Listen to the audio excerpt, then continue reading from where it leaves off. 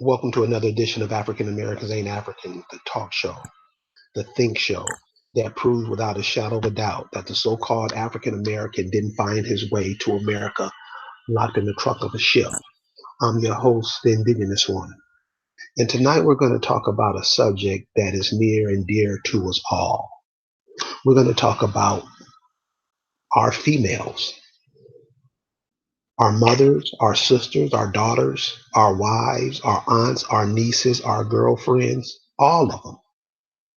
All of the females that are connected to us and are the glue really that keeps everything going. Now, I understand there's a lot of brothers out there who hate, and trust me, I run into these cats every day. They hate women, but how do you hate your mother? How do you hate the one that who could have aborted your ass and she didn't?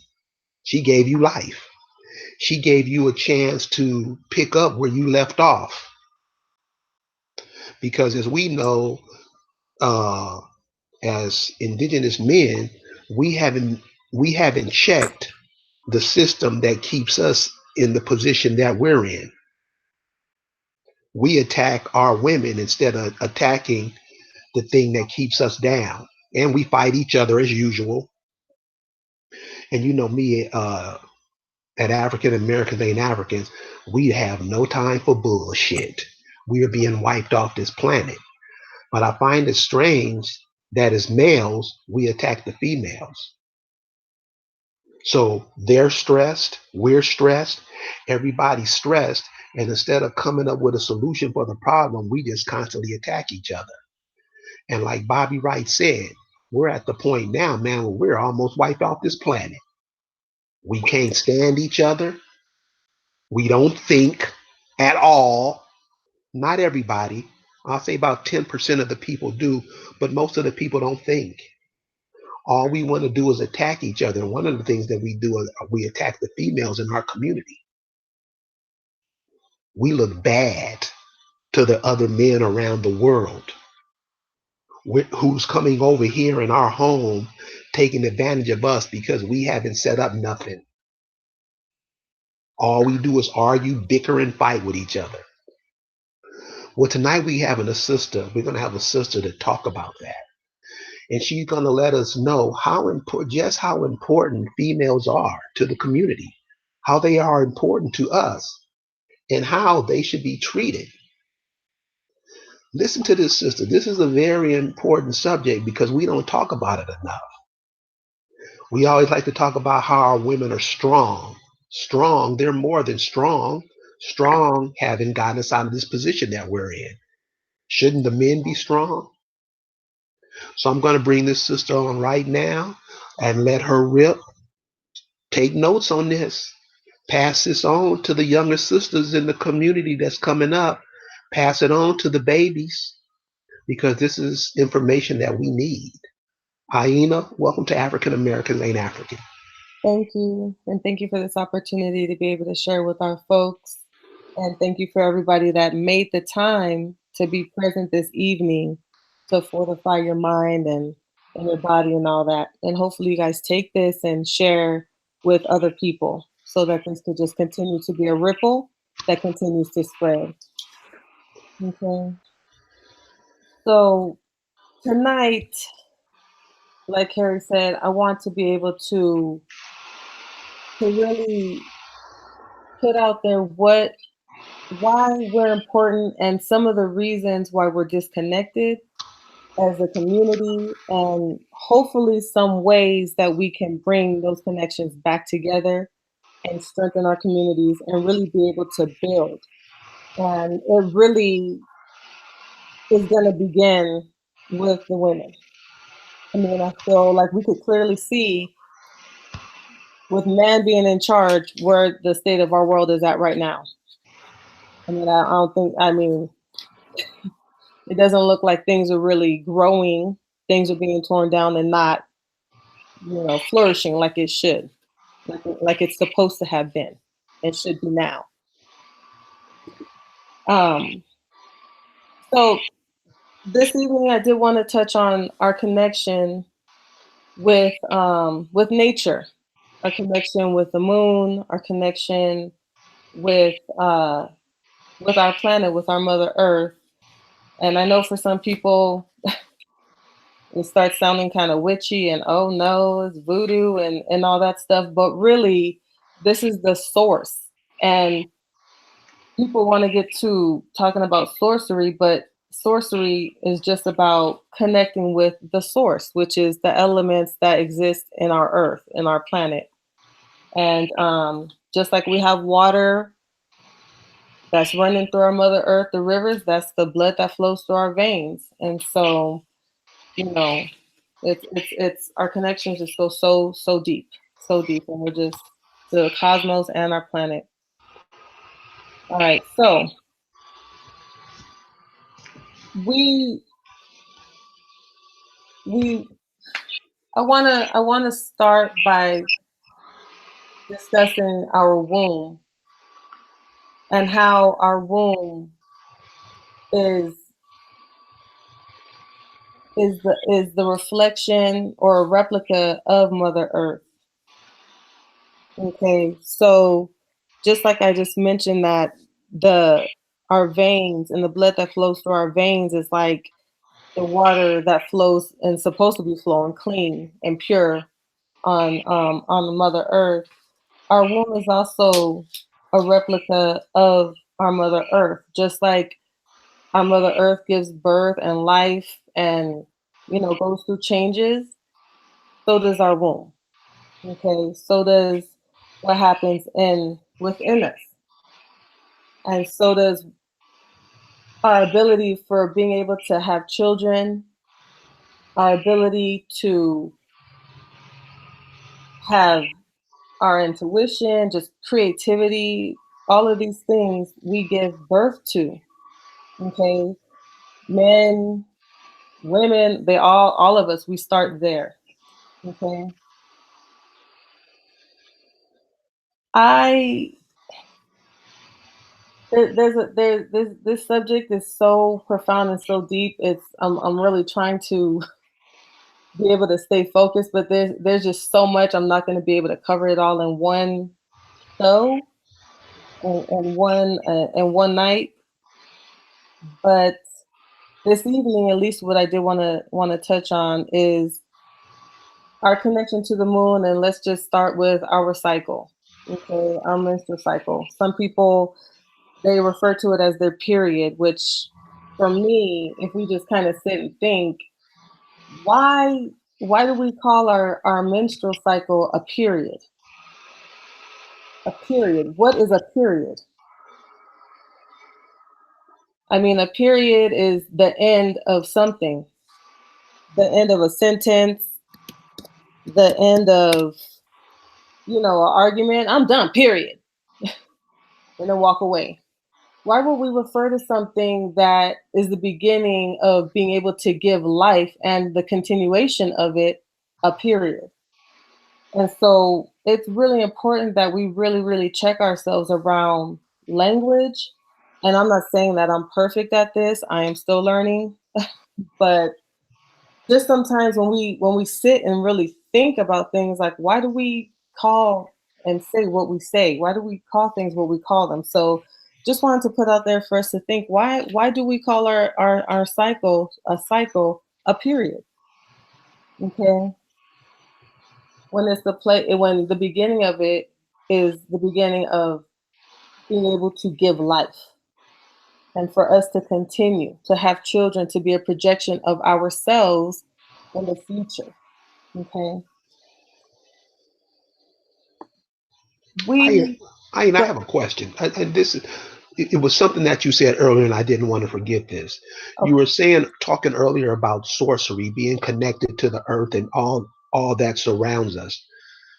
Do you think us, having our habitat changed and where we're walking on the concrete all the time, and we're not walking on the ground, we're not walking on the earth? Do you think that disconnects us from all that's around us? It absolutely does. It absolutely does. And I mean, if you just even if you're stressed out and you're in a city, why is it that if you go to the mountains or where there's trees, like you feel better?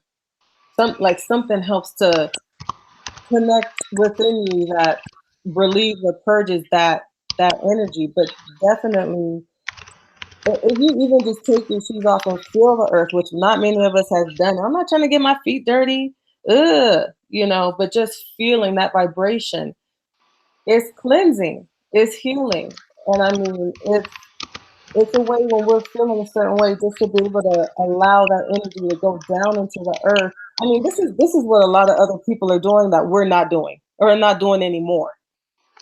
But oh, I'm not going to the mountains. That's white people stuff. Oh, you hike? Oh, you do this? Oh, you camp? Only white people do that. Oh, now you white? It's like the way that we think, and it's like, wait a minute, but all of these places, like we were the rulers of our forest. You know what I'm saying? We were the ones who knew how to get where and whatnot. And now if we go, we're lost. But then they could tell us how to get in and out where we gotta go and why the wind is blowing this way and why they know a storm is coming when that was what we knew intuitively or just being connected and being able to really be in touch with that. So absolutely being in cities or not, you know, being in touch with nature, like really sitting in a garden or sitting around some, plants or planting, just being in the earth and being able to feel and receive, it absolutely has caused a disconnection with our people.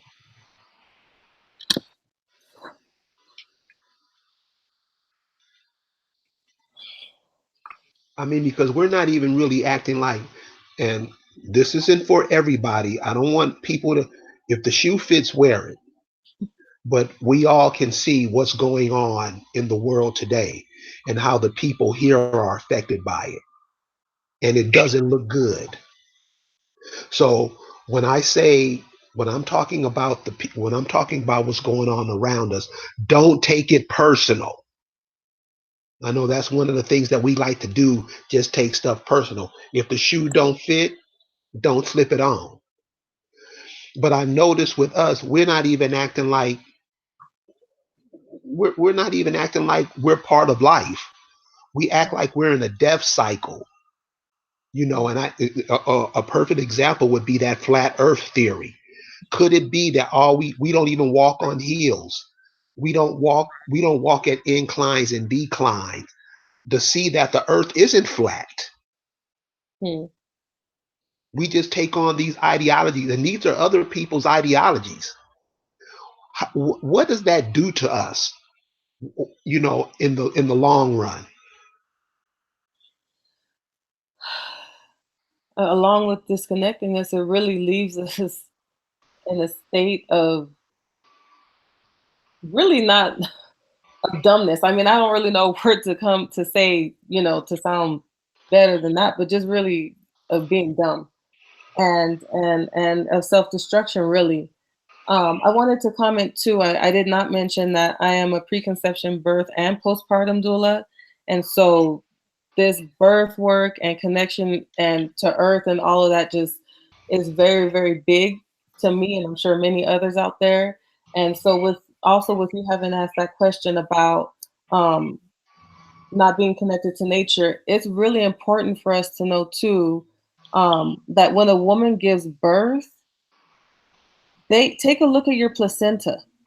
Like some of us as doulas, we will have an imprint, like how do you call it, like of like a picture. We'll lay it out on paper, and so you can have a permanent image of the tree of life that's there on your placenta, and you can just hold it up after you birth it and see the tree on it, and that is what was sustaining your child in your womb and maintaining that connection to you that whole time. I mean, so this goes really, really, really deep, and it's things that we just miss because I don't need that, or would you want your placenta? No, you could throw it out. Excuse me. And then where are they sending it to? Because I'm sure they're not just dumping it in the garbage. I could be wrong, but with all this research and stuff that they do with our our blood in particular, our cells and whatnot, I wouldn't trust nothing to stay there.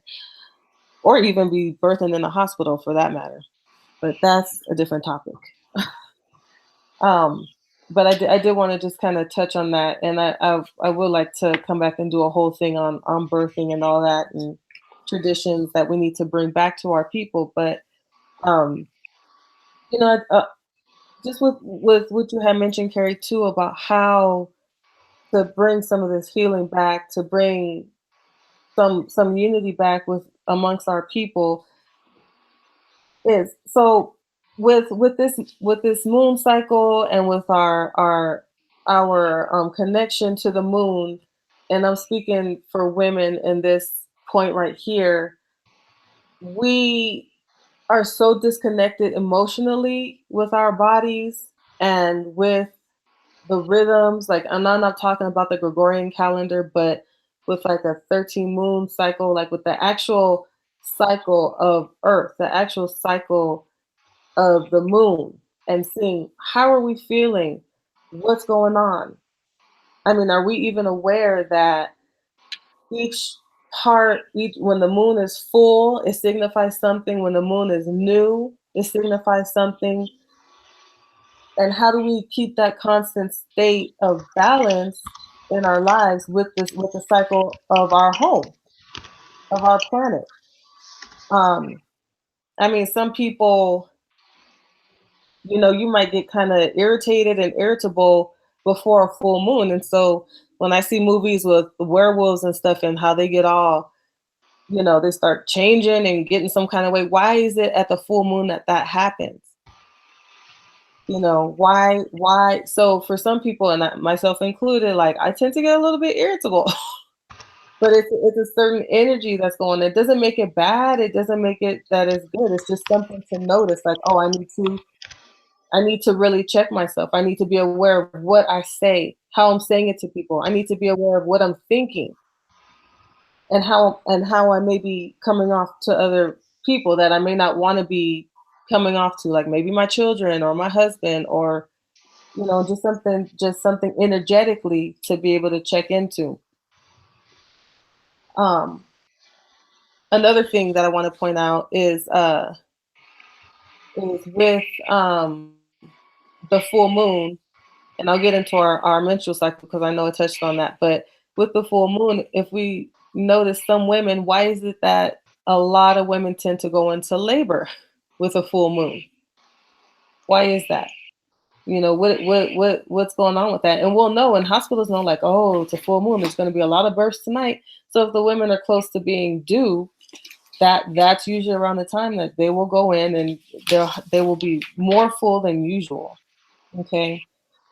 So really briefly, I want to go through the little cycles of the moon, and this actually doesn't just pertain to women; it does pertain to men because of the meaning. However, specifically for women, with our cycle being 28 days more or less, if it's depending on if it's regular or irregular, is the same cycle of the moon. But so I'm going to start with the new moon, and just in case you guys don't know, the new moon is when the moon is completely dark. Okay, when it's completely dark and you really can't, like, you can see it, but it blends in more with the sky. And this is when the moon is positioned between the earth and the sun, and it can't be seen from earth. This phase signifies new beginnings. Okay, so a lot of us get stuck in a certain way of thinking, a certain way of being, and we have the opportunity to constantly evolve and change. Okay, and there's a lot, you know, for women in particular, a lot that we hold in our womb, a lot of trauma, a lot of just emotion, um, hurt, pain, all of that. And so some of us get stuck in that because we don't know how to move it. And I'll talk about that later. But it doesn't really feel good to be in a state where we're always upset and mean and just nasty, because energetically it's draining. It really is draining. And I feel like majority of us want to be able to move from that, but we do not know how. But if you set an intention, and it doesn't have to be anything big, but just setting an intention to change something small, something, I don't want to be angry all the time, or I want to be more calm. I want to, whatever it is, and make it on that new moon.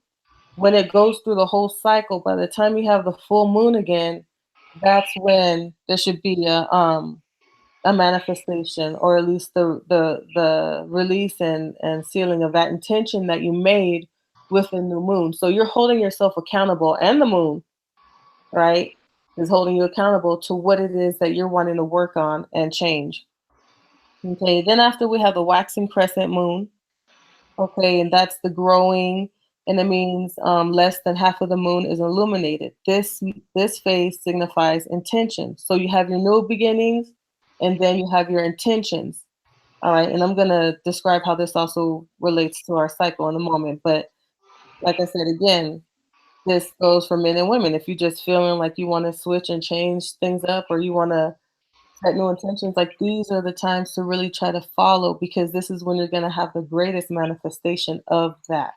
Okay. And since we're of the earth and we're connected, this is something to help guide us and power us up in that way. All right. Then you have the first quarter moon, and that's when it's half and half. All right. And this signifies decision making. Okay. So what, you gonna go left or you gonna go right? You set your intention, what you gonna do? What is it? You have choices to make, because we all have choices. And then we have to be held accountable for those choices that we make. All right. Waxing gibbous moon is when the moon's illumination is growing, and gibbous means that more than half the moon is illuminated. This phase signifies refinement. Okay. Then you have the full moon, and we all know what the full moon looks like. And this signifies the sealing of intention. So again, it signifies release and sealing of intention. So back to that comment that I made earlier, with women tending to go into labor on the full moon, just like the moon controls the ocean waves,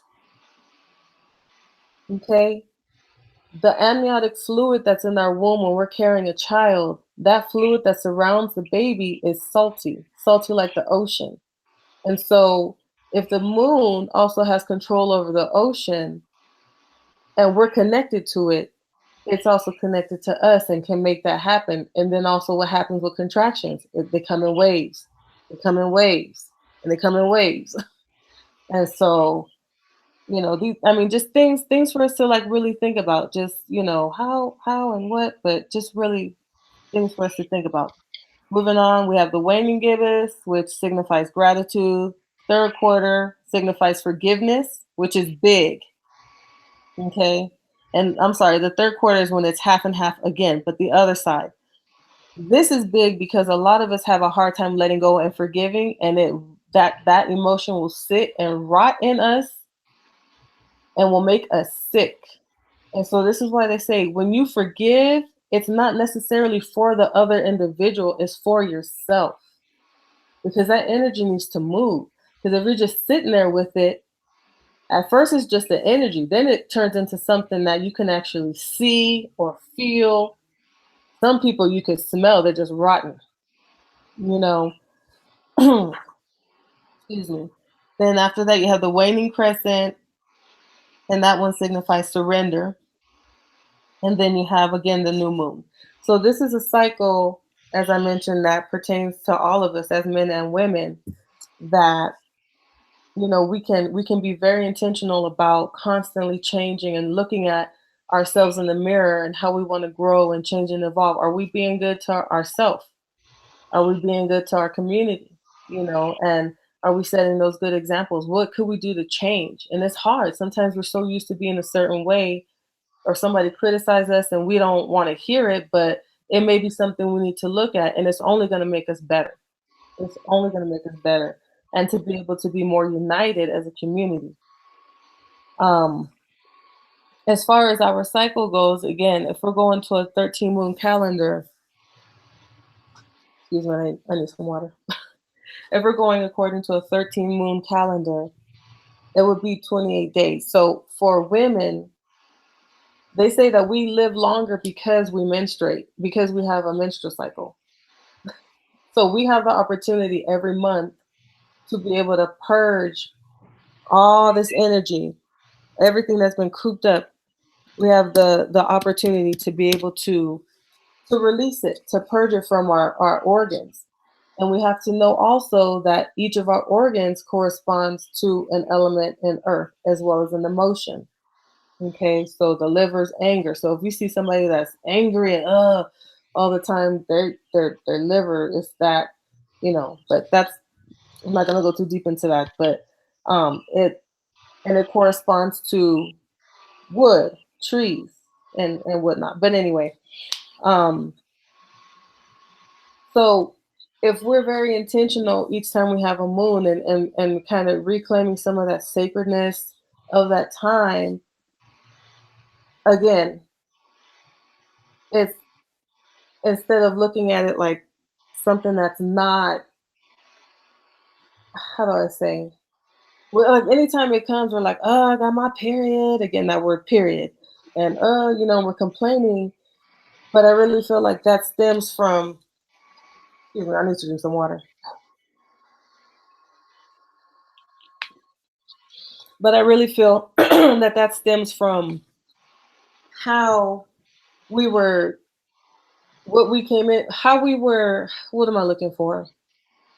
When we first received our moon, when we first got it, how was the reaction of our mother, our aunties, our grandmothers, the women around us, and even the men? I mean, were we made to feel, that's nasty, or oh no, I don't want you coming over here cooking nothing with no red sauce for me? Like, were we receiving this kind of stuff, or were we embraced?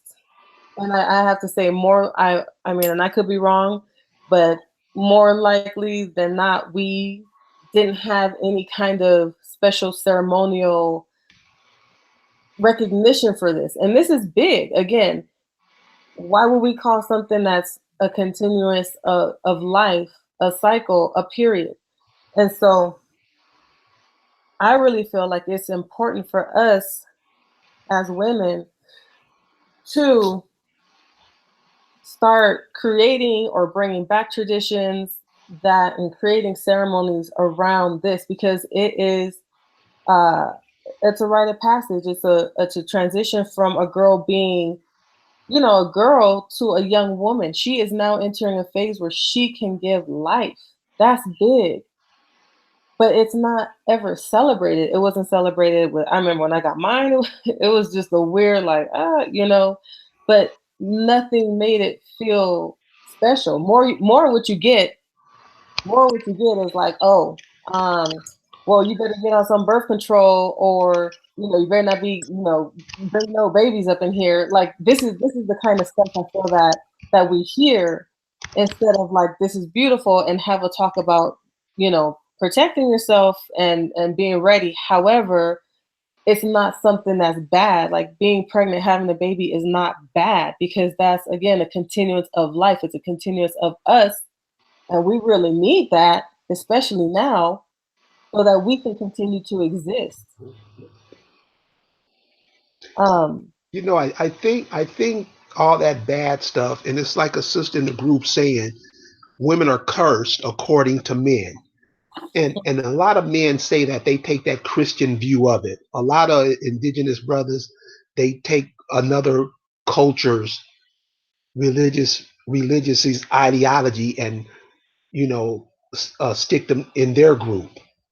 hmm, And I'm just thinking, it's like you were saying earlier about, like you saying the moon. We don't even pay attention to that. See, all when I hear people talking about when somebody's pregnant, all I hear about is what you say, what you just said. It's nothing joyous about it. Of course, not everybody, but it's nothing happy about it. It's like, oh, damn. We have that type of attitude when new life is coming in. And I just wonder, is that the attitude that people had when you were just starting out, when you were conceived. And I don't think we ever think of that. We don't ever think of ourselves in that position. We don't think of ourselves as our mother's finding out she was pregnant Mm. and how that made her feel. You know, it made her feel good because it's like, hey, I can give life, you know? Yeah. And then even on the other end of that, women that are trying and they can't. And then, it's I mean, and that has a whole host of reasonings why and whatnot that I won't get into right at this moment, but it is, and it's something to be celebrated. I mean, and look, I was a teen mother, and when I started really looking at my grandma and my great grandma and all them, I'm like, okay, this is not, I was pregnant at 17, I had my daughter at 18, but yes, there was disappointment because, oh, I was supposed to go to whatever school. I was an honor student and all this stuff. But hey, it happened, and I made a decision that felt right with me. Let me share this. So I was pregnant, and my mother had a doctor come and basically try and talk me out of having my child in the way of, if she shared with me that she had had an abortion, and if she hadn't had that abortion, she wouldn't be where she's at as far as a doctor. And I was really, really upset with my mother for even doing that, because that's like what I'm needing support right now. And what, so anyway, um, I decided to follow my heart, and I say I'm not doing it. And whoever could be pissed off and mad, whatever, it was hard. There was no conversation. And this is the time where I felt I needed my mother the most. Out of anybody in the world, I needed my mother the most, but she was not present for me. And so, not at, I'm 17, but in any case, and now she loves my daughter and, all of this stuff. But, there's that thing where you were trying to get me to stop her from even being here. You know what I'm saying? And I feel like on her end, I get that she seen me as being really successful and having whatever kind of future, but everything in life happens for a reason, and that just wasn't for me. And I have to deal with the decisions that I made. And I wasn't an irresponsible mother. I did, I was, I didn't just drop her off and not raise her. I definitely was a mother. And so, um, but anyway, like I was saying earlier, just looking at my grandma and all them, like my grandma had her first child at 15 or 16, my great grandma 17, and I'm like, this is not new. You know what I'm saying? Right. It's like I am not the only one. Why am I being stigmatized? You know what I'm saying? And my grandma, what you gonna say? I'm like I waited a little longer than you did, but that wasn't the point. I get that wasn't the point, but it wasn't nothing new, and come to think of it, if you know, it's not so bad, because I'm not saying anything against women waiting to have children later in life, but I mean, you know, being able to enjoy your children and your grandchildren, you know, and not be at a state where, or at an age where, because of not wanting to, or putting it off and putting it off, or even to the point where you put it off so long you may not even be able to have them because you wanted your career, because just the priorities and the way how I feel society really puts importance on a piece of paper versus life is Right. really backwards, and this is my opinion. It's Let really. me, let me two questions I want to ask. The first question is, when you talk about the cycles, with the moon and everything and all that, what is your thoughts on life? The baby just starting out, as opposed to death. And being that we are spirits, is it possible that when a person is checking out, that energy is somehow connected to the baby that's checking in? What do you think about that? Do you mean as far as like a reincarnation concept? Yes. That definitely exists, and that people could search. There's so and some people they take a while before they come back, and some people come back immediately, and sometimes in the same family. And so there's even I don't know the name or whatever, but there's this case where this little boy he was talking about how he was in the war and his friend and his family. Anyway, the parent, like he was talking about stuff that his parents had not exposed him to. And so they did a little bit of research and found out that everything that their child was saying was correct. And how that some of the people he was talking about were actually living. And they were saying, I guess he told him he would tell his mother, "You're not my real mom." And she's like, "Wait, I birthed you." He's like, "But you're not my real mom. My mom is so and so," and da da da. And so that absolutely, absolutely, positively exists. Including, I've asked my children, if just to ask, if they, remember their past life or if they've been here before or whatnot. And if you notice, a lot of us have birth. Well, if you're born, you have a birthmark, and supposedly your birthmark is kind of marks how you exited, how you died or before you transitioned. And so some people they might have a birthmark on the front of them and never looked at their back to see that there may have been an exit exit wound. So this is on my mother, on my son. One of my sons told me he was shot with an arrow, and so I looked, and I sure enough, you can see where it would have went in and out. But how would he know to even tell me that? So absolutely, absolutely, there's a continuance and a reincarnation. I have to say, definitely is real. It exists. Okay, I had two questions, but I forgot the other one, but I'll think of it. I'm sorry. Okay. Um, but yeah, that you had said something about the moon cycles and death and No, what. that was the question. Okay. What you just said of the whole reincarnation thing. Okay. Because I know we don't die. I mean, I know everything just doesn't go black.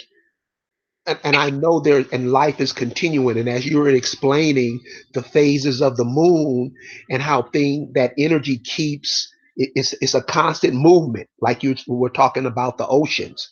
Yeah. The ocean never stops moving. No. We never stop breathing. The leaves never stop blowing on the trees. There's it's always some constant movement.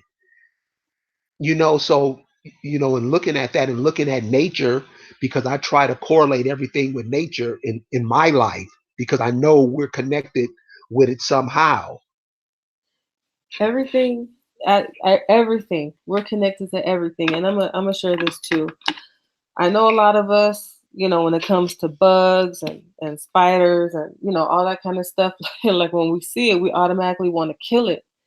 But we are connected even to those things because it's important for us to learn what they signify, because that gives us a heads up as to if there's something going on, or it could confirm a situation. Like if we just tap into that, and the more we do that, the more we're going to start feeling and seeing things and being able to have this veil pulled off our eyes to be able to see really clearly, and some amazing things will happen. And I'm saying this because there's a lot of people that try to tap into so-called Native American spirituality or whatever it is, but a lot of white folks, and it's like we're more in the church and doing that stuff, while in the meantime everybody else is sitting here trying to meditate and connect, and they're trying to figure out what is it so much about our connection that we have so easily that it's so hard for them to obtain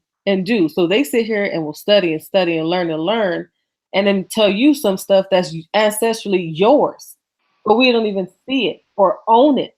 And we Yes. need to. I mean, those, it's like, I'm saying, like, these revolutions that we did weren't won just by fighting. Like, we called upon some serious backup, some serious ancestral backup. You know what I'm Yes. saying? Some serious, elemental backup. As, Yes. So do you think that's one of the reasons why we don't honor our ancestors? Here's an example. You notice in a lot of families they have pictures of family members, you know, throughout the house. And a lot of people don't have no pictures of their family members in the house nowhere. hmm, How does that play into it? Having, and I know a lot of, being in this situation that we're in, a lot of families were broken up. hmm. A lot of people don't know who their fathers are. A lot of people who know their father and their father's family, they families won't have nothing to do with them and with mothers and everything too. How does that play into the dynamics of things?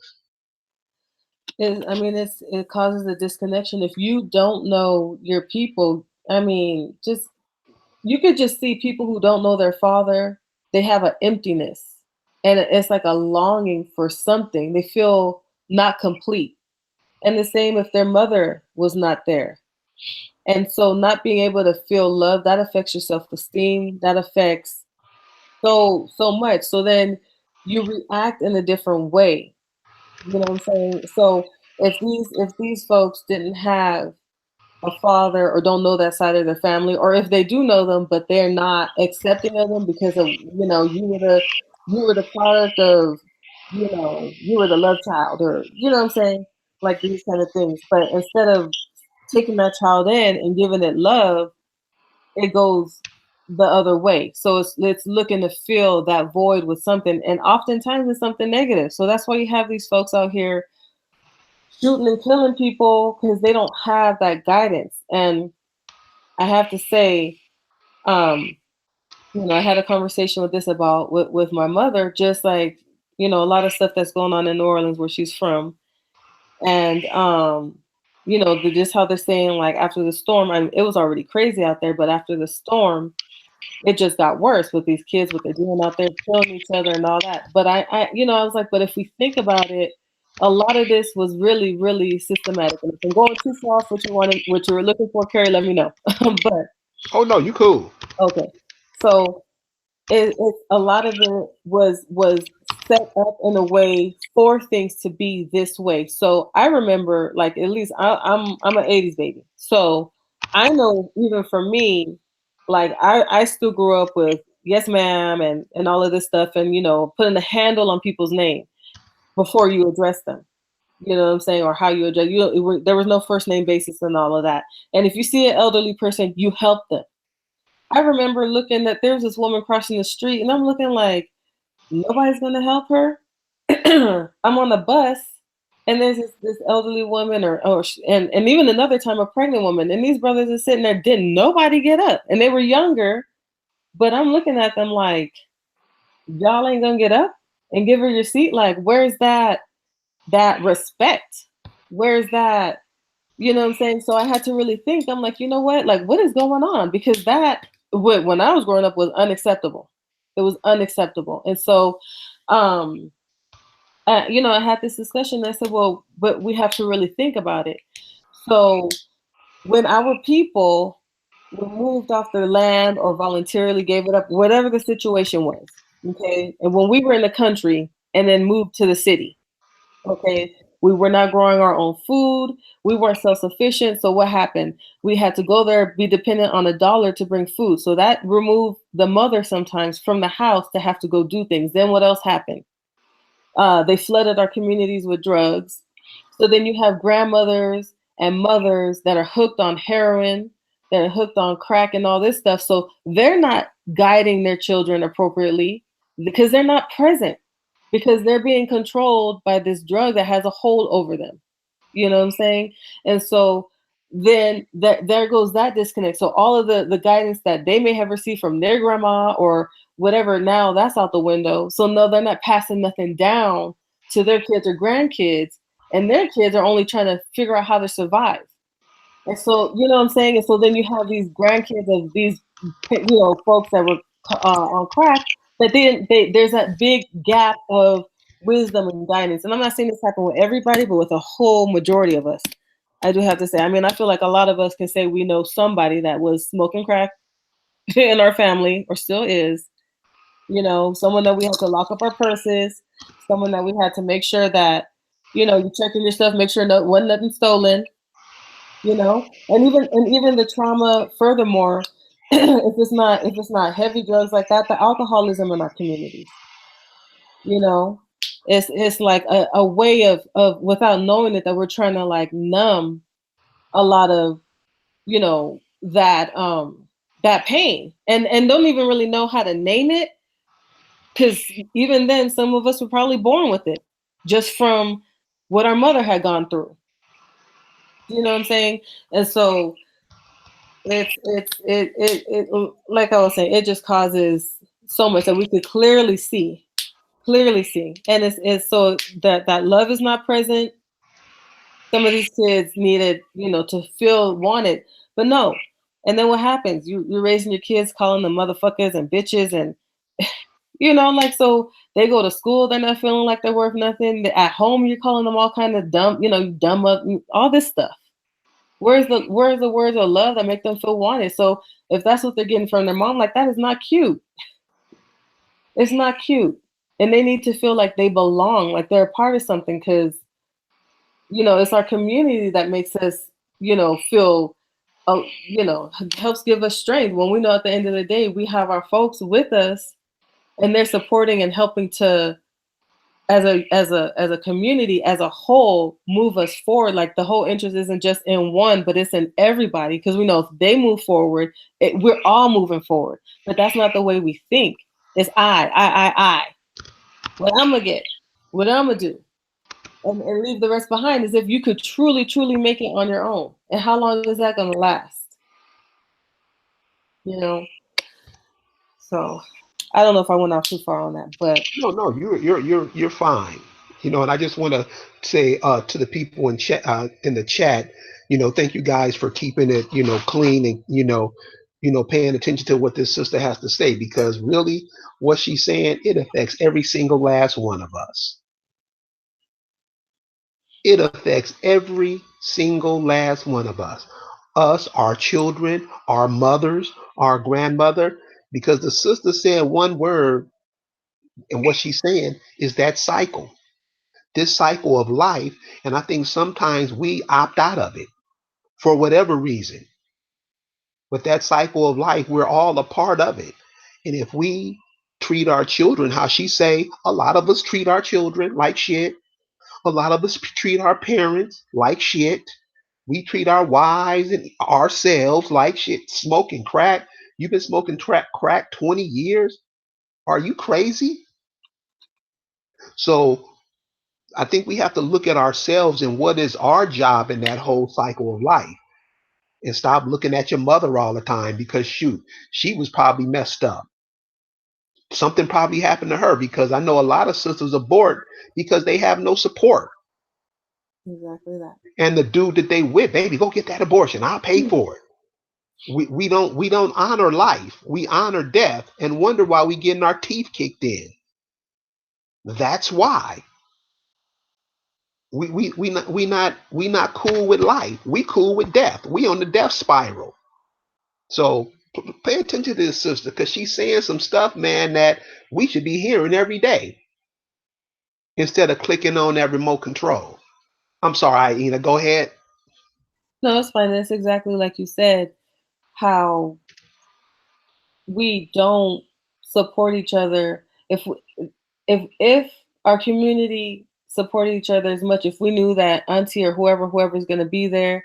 I mean, in other families, it's like, I know like Filipinos, and like it's always somebody, like an auntie or somebody that's going to be home. Like they rotate shifts, or somebody's going to be there with those kids and help to take care of them. So it's not this thing of like, oh, well, if I have this baby, it's going to be a burden because I'm gonna have to take time off work.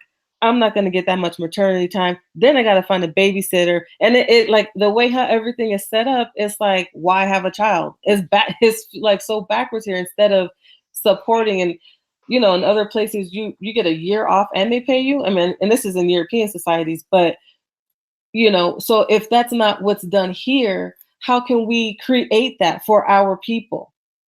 How can we create something like that for our people to where we can, have uh our community where, don't worry about it, have your baby, whatever, whatnot. And I'm not doing nothing this time, that time. I'll watch the baby pump, leave me some breast milk, and it'll be fine. Don't worry, you know, and being able to not to just release it, or maybe not, don't even have to worry about going to work. I mean, so many of us are so with this again, I, it we don't want to sacrifice anything. So what if we have to be in a house together, paying a mortgage or whatever it is, but together, so we actually own something to leave something for our children and whatever generations. And then once one of us get that set up, help each other to, if that's the route we want to go, to help each other keep moving forward so that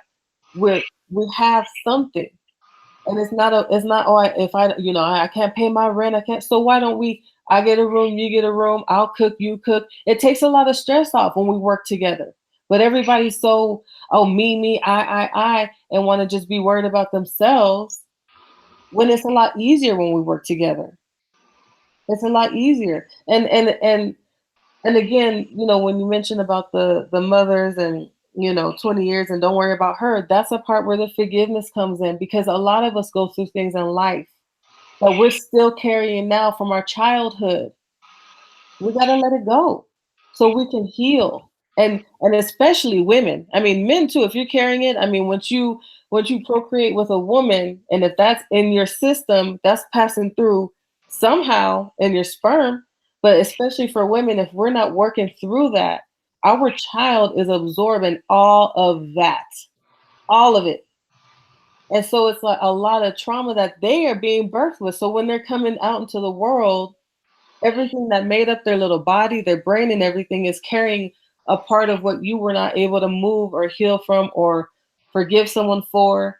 And then you'll see it sometimes reflected in their personality, or they may act like someone you don't like because you were so focused on it, or because it plays out so many different ways and we don't see it because we're not tapped in. We just taking our child like they're not, uh, like they're just being disobedient, or we just don't click, or whatever it could be, but without thinking deeper. What was I going through when I was pregnant? Was I abused when I was pregnant? But was I abused before I got pregnant? Like, all of this counts. And a lot of us don't, or not aware of it. And that has to change, because that will change even the way how our babies are being born and what they're coming into the world with, so they don't have to carry so much weight. And if it is so that we have communities that recognize it and help us heal instead of stigmatizing them and making, oh, he's just a badass little, oh, he bad, he bad. Why? And so then you're going to make him feel, you keep telling him that, and he's just going to feel that that's what he is, because now that energy you're putting into his body that's vibrating, he's taking it on. He or she, well, they say I'm bad, so I guess I got to be bad. And I'm going to continue to act out what you're saying I am. I'm not saying there's instances where people don't share love and the children still just, but it's really being connected, because these children also, they're, I mean, I want to, without sounding too far out there, but these are our stars that we're allowing to exist on this planet, from wherever they're coming from in the cosmos, that we as women are able to open a portal to allow them to exist through birth on this planet and continue life. So, I mean, it again, it goes really deep, and I could talk for days, days about this, because it just goes deep. But again, with our going back to to our cycle, and when we receive our moon for the first time, that should be a celebration.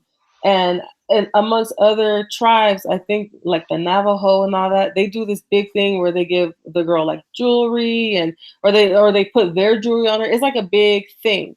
And so why can't we start something like that? Why can't we make a ceremony where, just like there's baby showers, okay, you started your moon, why don't the mothers and aunties, excuse me, grandmas get together and gift her, hand make some pads. We gotta take care of our environment too. Hand make some pads. There's all this kind of stuff on YouTube. You know, gift her some massage oil, a journal so she could express her thoughts. Make her a skirt so she could be in all of her femininity at that time. A diva cup so she could collect her blood and feed it to the earth. And I know, oh, that sounds nasty. You know what? Better than just throwing it away, flushing it down the toilet, or putting it in the garbage. Our blood is sacred. And yes, it's a time of cleaning and purging, but still, that it carries that same energy in it. It's powerful. That's why, when they say, going back to what you said, Carrie, about people, men in Christianity saying, "Oh, we're cursed." How are we cursed when we could bring life? How are we cursed when, it must not be a curse. It must be a power that you don't want me cooking for you, nothing red, because I can control you. That in some ceremonies, they don't want women present on their moon because just one woman being on her cycle could shift the whole energy of everybody there. That doesn't sound like a curse to me. That sounds like some serious, serious power. No, well, I think brother, uh, most brothers, and this is at 96, 97%. Most brothers don't think on their own. They look to see what their master's gonna say, then they say it. That's how brothers function, period. So that's who's saying that. Because I hear brothers say that all the time. Women are cursed, that bitches, I mean, always something dumb, that never, and the other brothers that are around listen to that dumb shit, they normally agree with them. I'm like, these are the mother of your children. These are the women who are bringing life to us, and this is how we treat them. These are the words we have to say. And then I'll normally get attacked by the other brothers because, why are you jumping on the women? Dude, stop being stupid. This is how we are today in 2019. So I definitely hear what you're saying. And this is one of the reasons why we as men, we get dogged out. Because the way we treat our man, we look like fools. We look like idiots, and we don't even see it. Yeah. That's a big problem in the community. And I can see where that's coming from, because that whole thing about eating the apple in the Garden of Eden or something like that, and Right. that's why we have labor pains.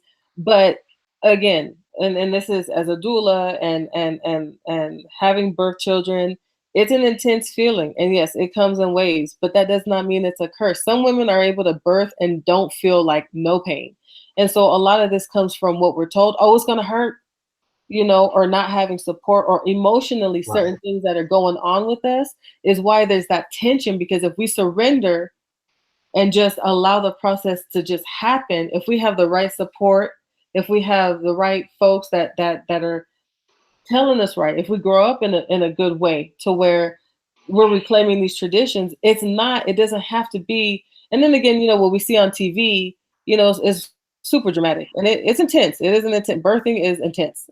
It is, but it does not have to hurt, and it doesn't have to be like what they're saying. Oh, you're cursed because it's, that's why you guys have pain when you. No, and it's intense because we literally, and some women die in that process, but we literally at that moment, especially when the child is coming out, we're at a point where it's a thin line where we're crossing over into another world. That's why we're zoned out. That's why we are zoned out, because we're really somewhere else at that moment.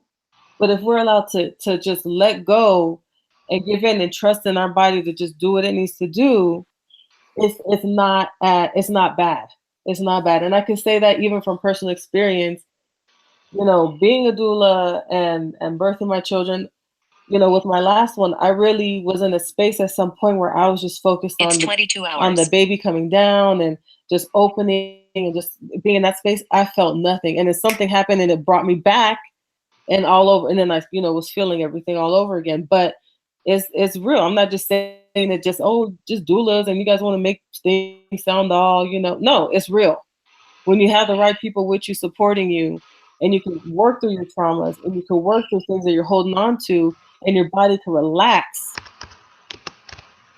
it makes the process so much easier. So I hear where you're coming from with that whole curse stuff, but yeah, we're not cursed. How can we be cursed and we keep life going? No. No, that's what I'm saying. That's just that religious mumbo jumbo that a lot of people talk.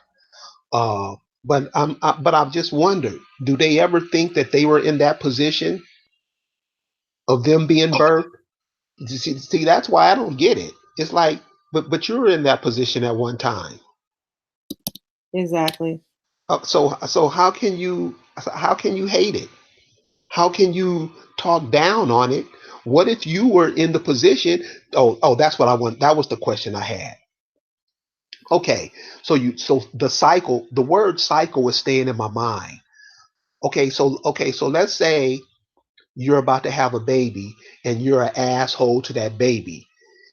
As far as cycles go, could it be that when you come through again, or somebody is an asshole to you?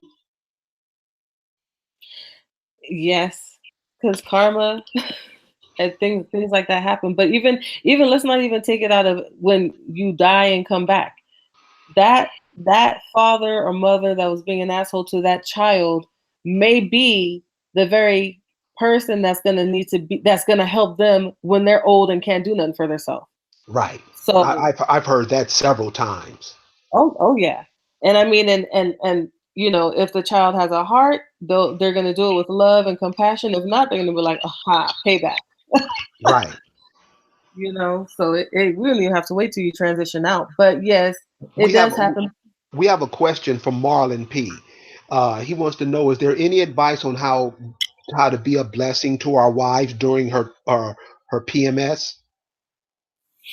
Absolutely. I mean, really for men, and I was gonna get into this with the whole women gathering and stuff, but for men, really with the PMS, the reason women are having those symptoms is because something is off balance. Like before we receive our moon cycle, we shouldn't be so angry or whatever. But if that is what's going on, just really allowing her to have her space. I mean, the same thing, I'm sure a lot of men listen because as women, we do a lot of talking. And so, but just really hearing her, maybe getting a massage oil for her or making it yourself, and offering a massage to her. Um, Checking in with her, reading about the moon with her. Hey, where do you think you're at in your cycle right now? Why do you think you feel this way? And really being in tune so you guys can grow together as a couple. Because I'm not going to say there's an excuse for women just being, oh, I'm PMSing and that's a reason to be nasty. No, because we're aware of our actions. We could be a bit more sensitive, but again, we have a womb which connects us to our environment. We feel a lot more. We're a lot more emotional because of, it could be something going on in the family and we're picking it up and reacting to it and don't even know why. Like if we really even sit and think about it, why am I acting like this? What's going on? And then you get news later, oh, so and so did this, or it could be something happening somewhere in the world. Just things aren't settled, and we pick it up and react. But definitely, gifting her a journal, taking her out for a walk. If there's cramping, getting out and walking, getting some air, and just really, you can create your own little ritual, your own little thing. Looking into some herbs that are good for PMS. Some women, they do have a hard time, but again, it boils down to emotionally, what are we holding on to? Because it should not be painful. That's not normal. It's not normal to have too heavy of a period. It's not normal to not have a period. And it's not normal to be cramping the whole time. That means you have some serious, serious healing to do because there's too much that's sitting there and hold on. So you got to start thinking, what am I not letting go of? And then be very intentional with this cycle. Like, okay, I'm going to be very intentional, make when the new moon comes, and or even just when you don't have to wait for the moon, but when you're on your first day of your cycle, okay, what do I need to let go of? What do I need to change? What do I need to work on? But and even there's so many things. I mean, I really feel like as her partner, as her husband, you know her more, and so you would know the things that she would like. And so you have to also tap into yourself and be like, what would be something that I feel that she would enjoy or that would make her feel better or something that we could share and participate in this together, you know? Okay, you know what? I want to, because the whole life, you said it earlier that what these sisters are bringing forth is life. And of course, the male has a big part in that. But I'm in Alabama, um, and this week they just passed a law on abortion. Doctors can get 99 years in jail for abortion, no matter if it's an incest, if it's a rape. They're trying to cut back on abortion. And I just heard the story. I haven't really been following it like I should. I'll get into it probably this weekend or so. But what is your take on that? This whole abortion thing. What do you feel about that? I personally don't, me personally, do not agree with it. Me personally, because it is number one is anti-life, and I feel like I don't agree with it really with our folks because I mean, I what happened? I mean, my mom knew somebody in her neighborhood where she was growing up that had 22 children. I feel like minimum for a lot of people was 5, 6 for our folks back in the day. Right. We came from big, I mean, not, but a lot of our grandparents are so like they had a lot of children, so we had big families. Like it wasn't no need to invite nobody over for a celebration because your family was just enough, more than enough, you know. Um, but you're cutting back on that experience and just not allowing for that. You're putting that spirit's life on hold first, but and then you're not continuing your own self. And then you have to really question what is your reasoning for wanting to do the abortion? Is it because you're not supported? Is it because um, you're too busy partying? I mean, that baby may be the thing that saves you. That baby may be the thing that helped give you a new perspective in life, you know? And even if it's not that, there's people out here that can't have children. If you were really that disconnected, then there's adoption. Um, but it's very, out here they have these big old billboard things that say at so many weeks the heart's beating, at so many weeks it has fingerprints, so they want to say, oh, it's not alive, it's just a fetus. Yeah, but we all started out as fetuses before we, and there's a heartbeat, and there's all of the it's living, like all of these cells came together to already form a body that's supposed to grow and wants to come into this world. um but me personally, um I'm not with it. And think about what you're interrupting going in your womb and making that happen. Like if there's something wrong with the child, your body will take care of it. It's like if it's not meant to be here, it will evacuate. It'll evict it. Like okay, this isn't good. We're gonna try this again. And that's when we have miscarriages. That's nature's way of getting rid of something that it didn't. It wasn't forming right.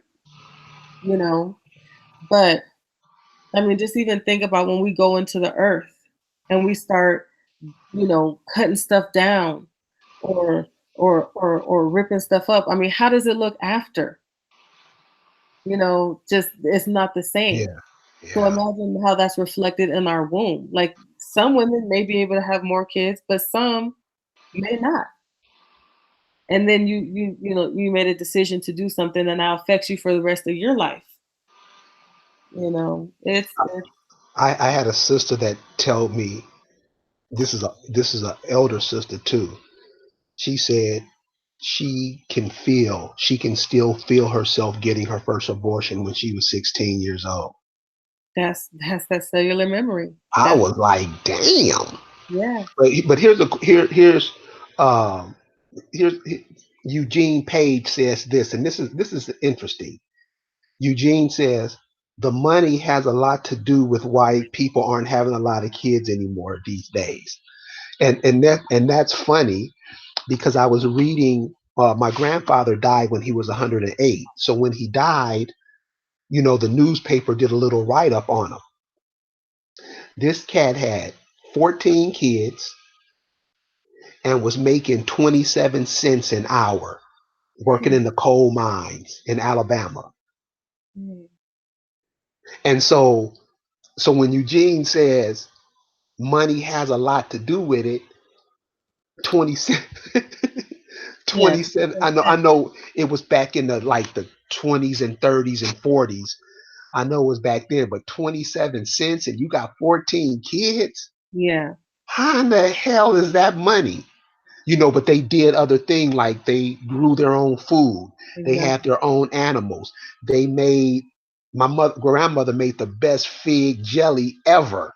Hmm. So they supplemented like that. Plus they lived in a community where everybody was pitching in, making sure everybody, came up.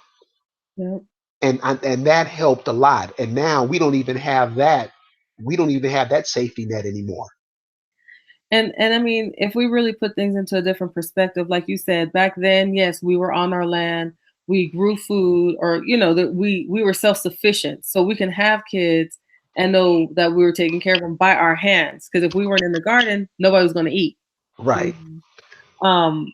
But putting things into perspective, so what is expensive about having a child? Is it the formula? Because really, we should be breastfeeding. So and you could breastfeed exclusively 6 months without giving them any food.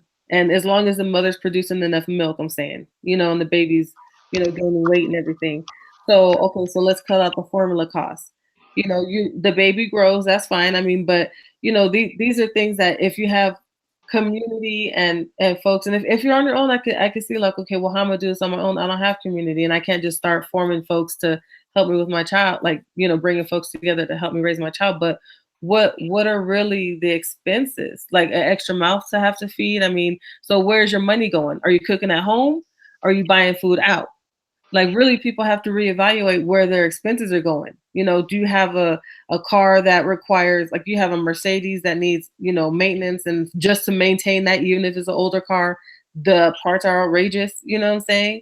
Or, where you living? Do you need to downsize? It's all of these things, but it just if even just is it more cost effective for the mother to stay home and be with the child than to have to work and pay for daycare?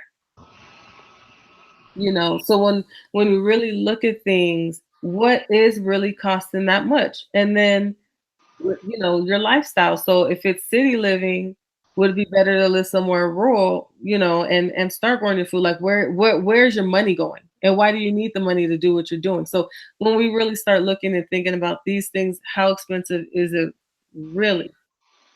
You know, and well, I want to send them to private school. I want to, it's okay, and there's a lot of that, but I still feel like they have a saying in Spanish, like where one eats, two eats, or it's in other words, it's like there's always a way to make for more, you know.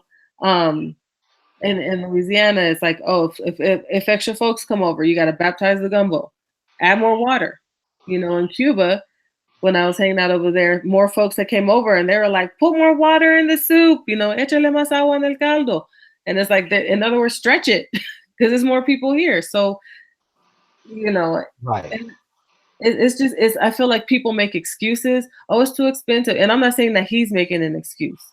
But what I am saying is that, because yes, there are circumstances, especially if you're alone and you're trying to figure out how to do it, but um I feel like there's a lot of excuses and a lot of putting it off and a lot of, oh, when I finish this, or oh, I'm gonna be ready then, or no, you know and what are your reasons? Is it really because you're being selfish? And you know when a pregnancy comes about, and it's a so-called surprise, and sometimes it is, especially if you were using, like, protection, and it just happens. But we have to really think it's something that was meant to be there. The child was meant to be, because why? I mean, there's people that get vasectomies and they still end up having a baby. Like, they're meant Right. to be. There's meant to be. And so we have to find a way, instead of making excuses on why it's so expensive. How can we make this work? There's always a solution. There is always a solution. We just have to be open and think creative in how to create them.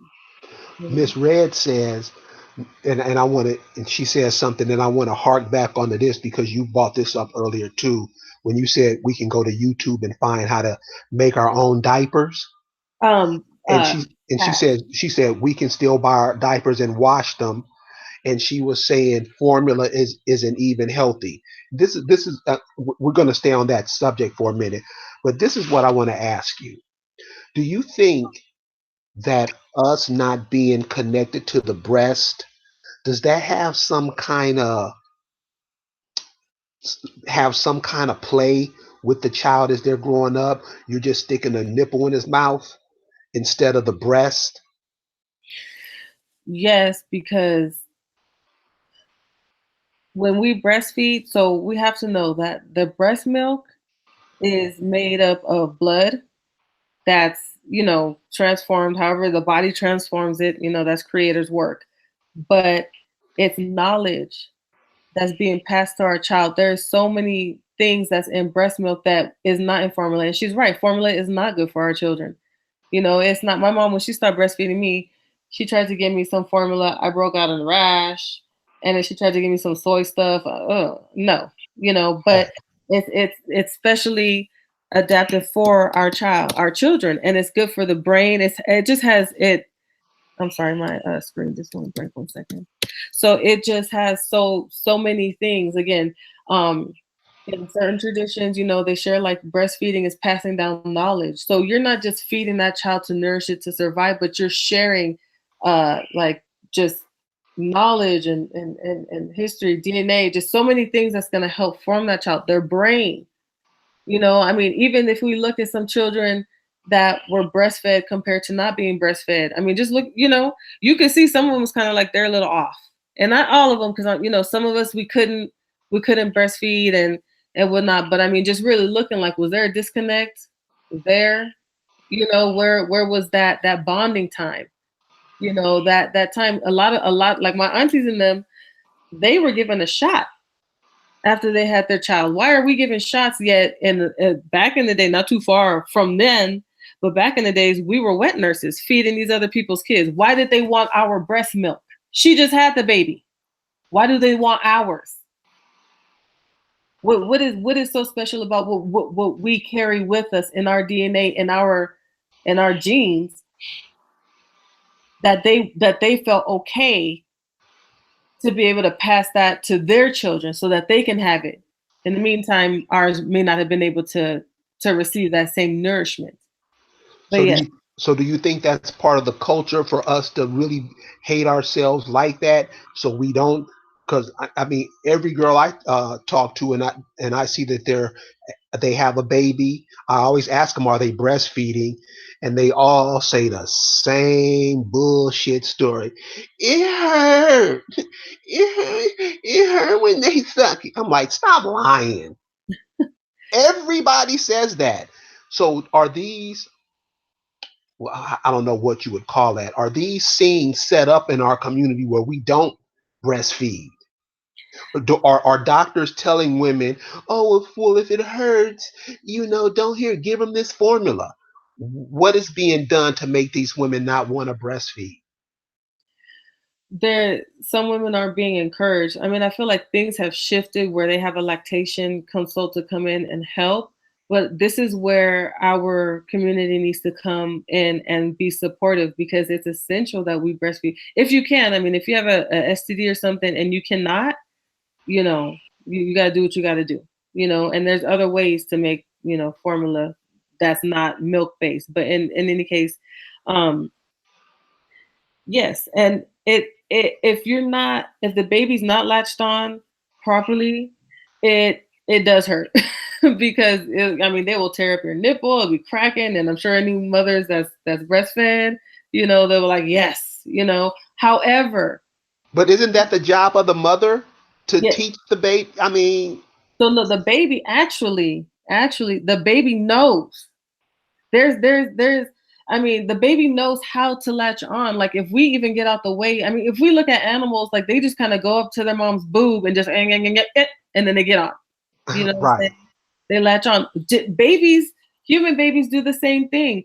They have something called the breast crawl. Once the baby's born, if they just lay the baby on your abdomen, the Yes, I baby, saw yes, that's amazing. yes. That shit's I'm like, wow. That's the kind of, I mean, and this is what innately what we're born with. Like, we have these natural instincts. And so the baby, for folks that haven't seen that video, the baby, you just lay the baby on, tummy to tummy with mommy, and it'll just make its way slowly but surely crawling. And the crawling helps to massage the uterus and helped it to contract so that it can start to stop the bleeding. And, all of this is a natural process that is has been removed since we started birthing in the hospitals. And so they want to take the baby, cut the baby, cut the cord, take the baby, wash it up, and you're not allowed to have this, to see these things. Right. And allow the baby to make its way up to your nipple. And with you just laying there and let it just kind of bob its little head, and eventually it'll bump, bump, bump, and it'll latch on. There's a sharp little pain that you feel initially that sends like a shock. But then after that, it's relief. Like, you're looking for that child because you get so engorged, like, you baby, and you just wanted to just like, just keep eating.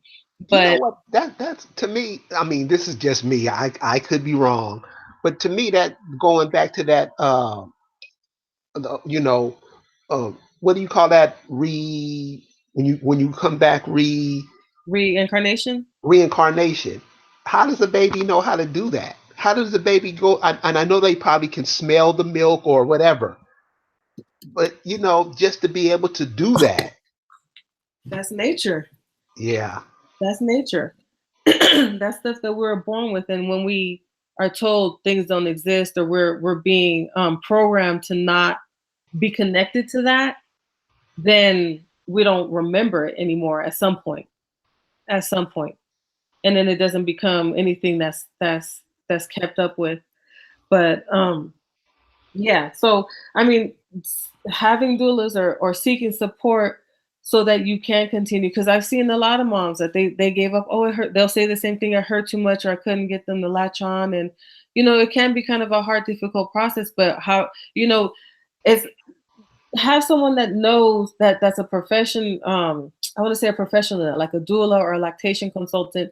That way you can, like for my fourth child, I was really, really having a hard time. And he was my fourth one. I breastfed all my children, up until they were like a year or more. I did him almost 2 years. But, I was like really, really kind of discouraged because I'm like, I feel like he's not latching on right. But I kept trying and trying. And so the midwife, she had came over because she would do house visits after postpartum, so I didn't have to leave the house. And so she came over, and I was just like, she's like, you have any concerns? I said, yeah. I said, I'm not feeling like he's getting a good latch, and it's really bothering me because I want him to, I want to feel like he's really eating. And I'm not new at this, he's my fourth child. So she was just like, okay, we'll lay on your back. And she just had him, she just placed them kind of like right near my breast, and he was able to just, the thing was is I was too engorged. It was hard for him in the positions I was trying to feed him, like holding him or laying down on the side. Those weren't working. And so it just took her to just do that one thing, and that was it. And we were on, it was on, And so having the support and and you know, knowing how to heal them, like what to put on your nipples when they get cracked. That's not going to harm the baby. To keep that going, and once they get it, it'll be like second nature. For mom and baby, for mom and baby, and that would be so good because I mean, shoot, even for the mom, it helps you get back in shape better.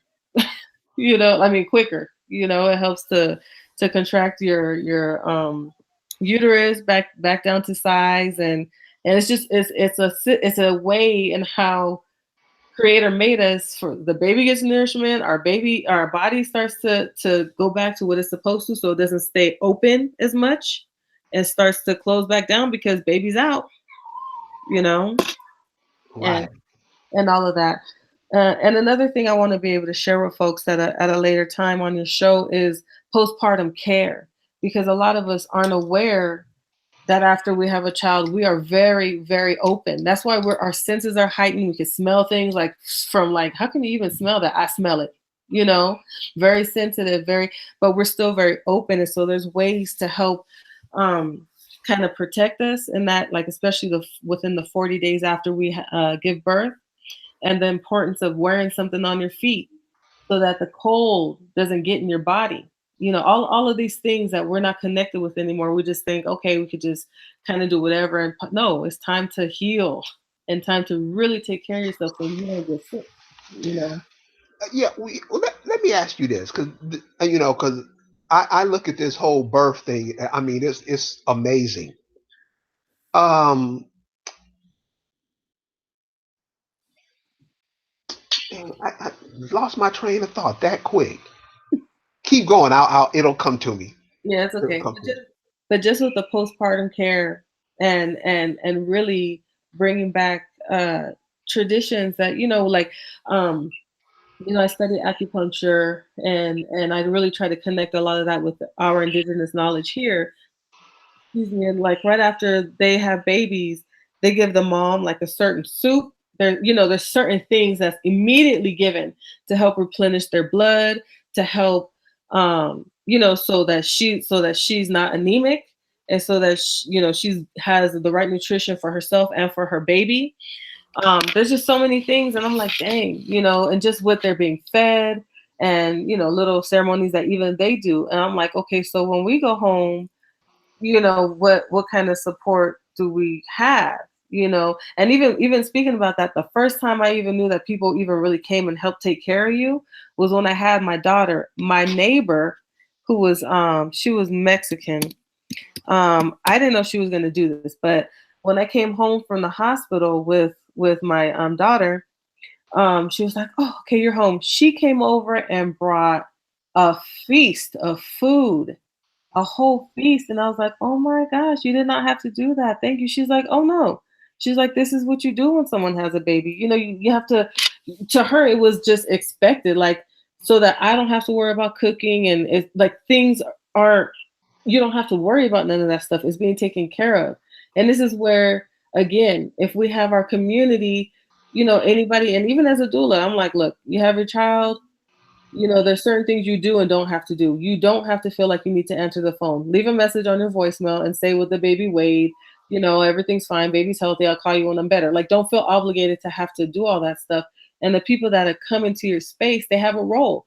I'm gonna clean your bathroom. I'm gonna clean your kitchen. I'm gonna cook your food. Like whoever, everybody has some. I'm gonna hold the baby for you so you can get some rest, or I'll just be there in case you need some. Just so that you have support that whole time during while you're healing, and just being able to bond with the baby and not feeling like you have to get up and go out and do stuff. I'll go to the store and I'll do this and I'll do that for you. And so that you can really just sit there and make that connection with your child. I mean, that was a big miraculous process that just happened, and people take it for granted, but it's like, this was someone that was inside you that's now out and going to grow and continue the cycle of life, you know and we only get those moments, but for so long, because they grow so quick, you know. So being a doula, how important is that to the community and how babies are being birthed today? How important is it for us to start birthing our own children? Could you talk Very, on that? Yes, it's very important. And honestly, I would actually encourage a lot of our people to look into becoming midwives or doulas because we need our own folks to start opening up birth centers, to start opening up all, learning about holistic medicine so that we can birth the way that we did before. Because back then it wasn't the hospitals. My great great great great grandmother, I believe it was, she was a midwife, and she delivered all babies. Our indigenous babies, white babies, like she delivered them all. But and she also had herbal knowledge.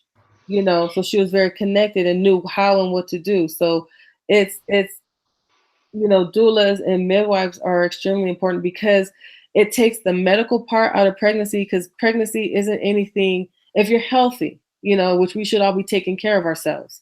But it's not a handicap or anything that needs medical attention in that way. It's a natural life process. Like you get pregnant, you take care of yourself, try to have a good state of mind and all of this stuff, and everything should be cool. And you have your midwife there to kind of pick up on if there's anything that you're lacking and to help guide you. You have your doula there to help assist you and support you in whatever way that you need. And a lot of what doulas do now. So I tell all of my clients that I've had that my role that I'm getting paid for is something that ancestrally our aunties, our mothers, our grandmothers were there to do. But a lot of us don't have that community now. So now you have doulas, right? And so we're being a support. So having another woman present with you, it helps to it makes a difference. I know women that have birthed without a doula and women that have birthed with a doula, and they have said they will never birth without a doula again because of the support, because of all of the assistance and education that we share too. Because it's a lot of if you're going to birth in a hospital, knowing your rights. A lot of us don't know our rights. We just go in and do what the doctor says. Let them inject us with these medications, giving us epidurals and all this stuff, which usually not all the time, but sometimes with epidurals, we call it a snowball effect to where you're going to end up having a cesarean, because the baby's heart rate could drop. And this happened with me actually, and it was with my third child, and I was already a doula. No, I wasn't a doula yet. I was on my way to becoming one. So when I learned about this, I was really upset because I was like, if I had known, but everything is, it's a learning experience in life. But exactly that. The pain was gone, whatever I was feeling. But I didn't feel how much I was pushing, and then I was on my back. I wasn't squatting, like just all of these things that go against how we birth and have birthed on our back. Why are we on our back? When we squat, that works with gravity. That works with nature. And most women, especially if you look at old in pictures, even drawings, women are in a squatting position. If you're on your back, it doesn't allow your pelvis to open up enough. But these are things that we don't know. We'll just be like, oh, okay, and take the Demerol or take all this other kind of stuff. And I'm not saying if it's necessary, absolutely necessary, don't, but know what your options are. And be able to, a lot of it's just really knowing what your options are and being able to talk through some of the stuff that maybe stuck, some of that energy that may be stuck within you that makes it harder for you to birth in a smooth way. See, I think those things we should be known. We should know. And this is why I say we should be educating our own children. We should be, like you say, birthing our own children. Because you're right. I be seeing sisters look like they can pick up a car when they be delivering babies. They be in so much pain. Serious. They be like, oh man. And you're right. Being in that position is kind of like it's not helping at all. Just being in that position. So you would figure that we would know this stuff. And this is what I mean on what it's like. Why are we not learning this stuff? Why aren't we trying to make life better for ourselves? All the things you talked about tonight. You have some sisters on here, Miss Red, Yolanda Sanders. they're agreeing with everything you said, and they went, they're saying they had doulas and stuff too, and just like you're right, it's like with the formula, that the formula is full of sugar. Yeah. Why are we giving that to babies? And so these are the things. This is what I mean. We have to know these things. Just always saying, "I didn't know," that don't work. And it's true what you're saying. We need to know these things, and we need to come back into this knowledge, because actually something that I'm working on is, and I would appreciate if your listeners and whoever would like to contribute to this, or if they want to start it and email me and I could contribute to it. But what I'm wanting to start is a collection of remedies that our grandparents, like if you had a toothache, if you had this, if you had, something, because this knowledge is dying out, you know, and Yes. and I mean there's tons of books on herbs and all this other kind of stuff. But what I'm specifically interested in is our what were our remedies, what were our traditions, what and stories to go along with it. If it's a funny story or whatever, crazy story, or somebody told me in the class I was teaching last night that if you get stung by a wasp, you get some mud and put it on it, and it takes the pain away. And I'm like, this, and this is a Mexican gentleman that told me that. And I'm like, this, and that's simple. Like, you didn't have to run out and get no, I don't know what cortisone, I don't know, something, you don't have to, it's just pick up some earth, make sure it's wet or dampen it up and slap it on there. You're good, you know? But if we could put these things together to keep these stories alive, to keep this medicine alive, to help us, so we can, okay, if before we go to a doctor, what can I do at home? And especially those of us that have children, we need to have a herbal first aid kit, or things in advance, like first of all, keep our immune system strong, so we need to eat better and take care of ourselves. But colds and all that kind of stuff go around, so we should have things like this already made up in our home, so that we're not trying to go and buy some over-the-counter stuff, or go to the doctors and using stuff that's going to eventually affect our liver, affect our kidneys. You know what I'm saying? And it nourishes our body and heals us, and they work, but definitely, excuse me, I'm wanting to do something like that, with our folks from, whether it's the southeast, from, nations from the East Coast, whoever. Like, let's compile something like that and put it together so we can have something to share. And While you're doing that, can you give out your email address real quick, so the people, because you may have some people on here who's already done that stuff. So could oh, you give them your email address where they can correspond with you? yes, it's AINAYOB,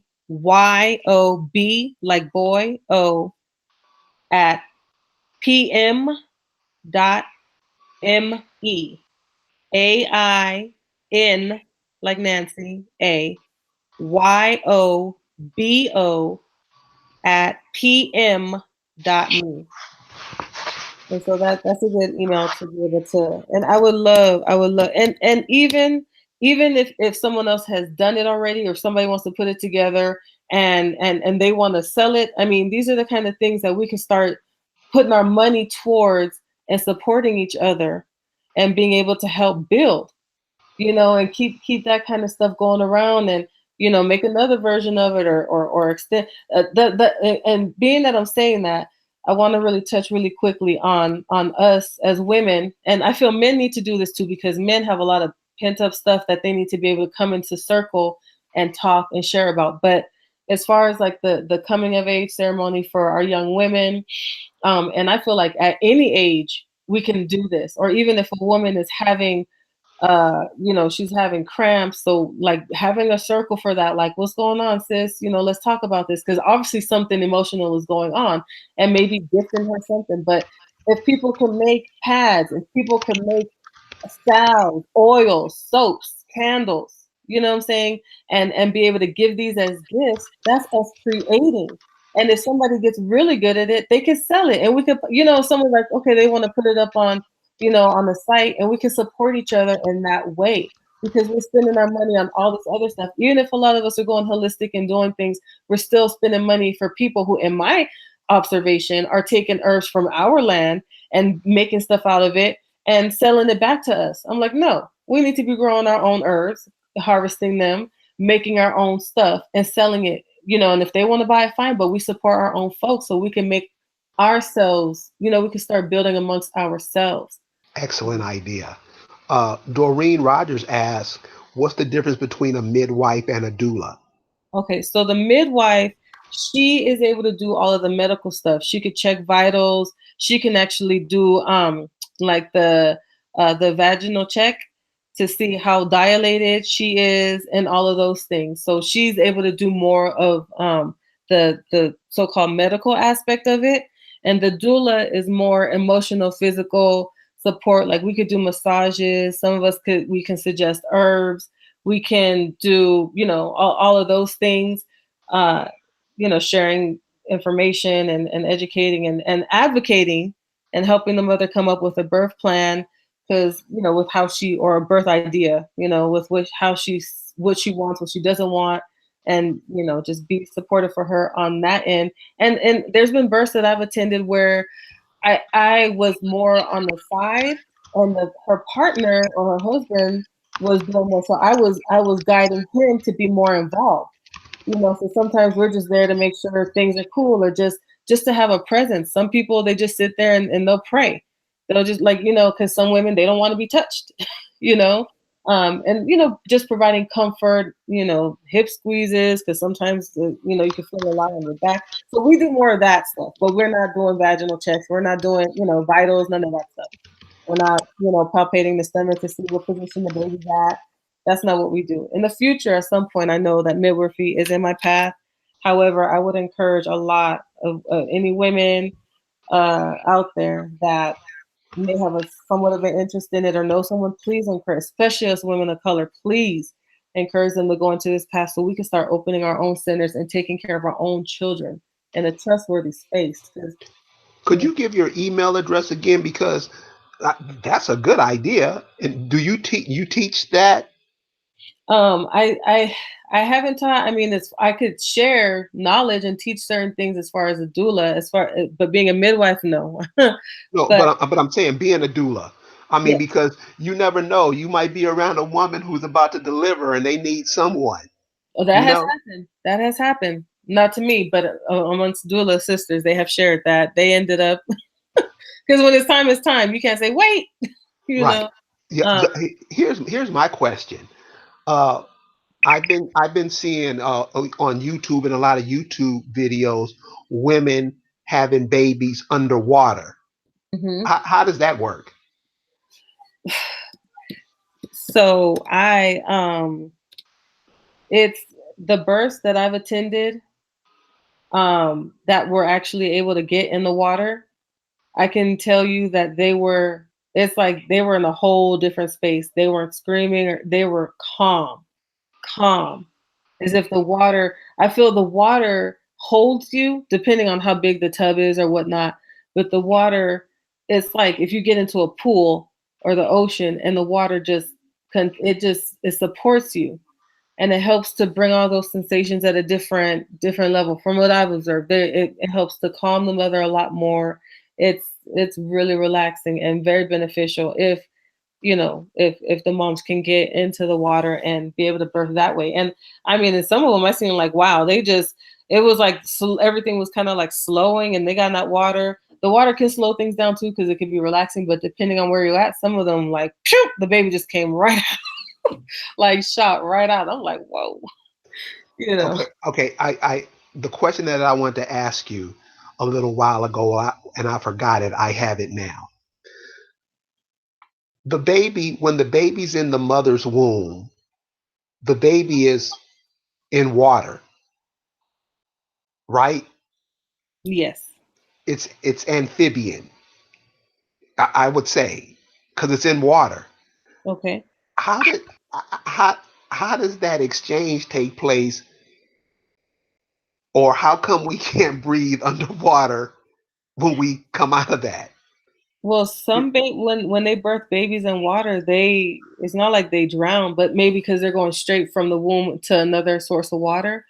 No, no, Um, no, no, I got that. I'm just saying, how come like now I can't breathe underwater, but I was breathing underwater when I was a baby in my mother's womb. You know yeah, what I'm saying? yeah, it's well, I could say that I mean, I'm just gonna say my thoughts on that. This isn't the reason, but Right. but when we're in the womb, our oxygen and everything is coming through the placenta, our umbilical cord. Oh, okay. Mhm. And so that's how we're able to get all of that. However, if you notice, and this is just another observation and something that I've seen, and some folks and some traditions, the spirit doesn't enter the body until the baby's born, right? And so, and I'm saying that because like we're breathing air, but how come we can't, breathe water? But um, like as we're growing in the womb and everything, people have different ideas. But I can say that if you see a child that's born and they have not taken their breath, they look lifeless. As soon as they Right. inhale and cry, it's like, Right. oh, now now they're alive. Now they receive that spirit, and that's in them, that's keeping them alive. So I think once that exchange happens, like it's no need to, like, why be to be breathing to try to breathe underwater, because now you're in a different space. Right. Mhm. And I, so no, because when they say the miracle of childbirth, it really is. And I just want to thank you for coming on and sharing and giving us an insight on that, because I think that's a part of life. A lot of us, when we move away from that or when we grow away from that, we really don't pay attention to it as much, or we really don't care about it as much, especially when we help create other lives that are coming through. You know yeah, what I mean? yes. So, could you please, because everybody's saying wants your email address and a way to contact you, because everybody's asking. Okay. And thanks again for everybody that made the time to listen. I really appreciate all of you guys for doing this for yourselves and for our communities.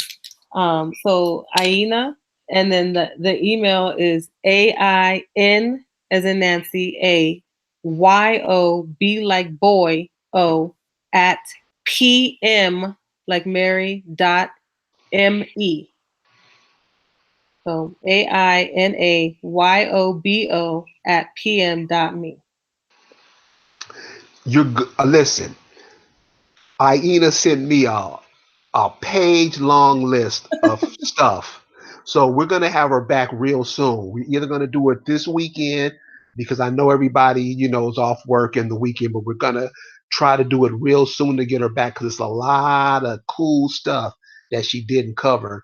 And I want to get that information out because it's really needed. And I want to say again, thank you for sharing this. Thank you. Yes. And so to the audience, listen, this is the kind of information we try to bring. We don't have no time for a lot of bullshit no more. We got to know how to birth our children, educate our children, love one another, start treating each other like we're human beings. And that's why we have guests like this. So, again, I want to say thank you guys for joining us. Thank you guys for being cool in the chat. It was a cool chat room. Purple Lady, Miss Red, Eugene Page, Gabriel Rich, Doreen Rogers. Thank all you guys. I really appreciate it. And we're going to have this sister back real soon. So until next time, check us out on Facebook. African Americans Ain't Africans. Check us out. Study your study your families, because like the sister was saying about birth, we all come through the mama. Everybody has a mama. No man's feet touches the ground unless he comes through a woman. You have to honor your great great great great grandmothers and stop honoring all these people that are coming over here, because for one thing for sure, they don't honor your mama and stop honoring they mamas. They honor they people, and we got to do the same thing, because we looking like fools about right about now. So Study your family. Do a genealogy search on yourself. Find out who your mama's mama was. Find out who your father's mama was. And then with that, you'll find out who you are. And with that, we're going to close it out tonight. Thank you guys for joining us, and we'll see you next time.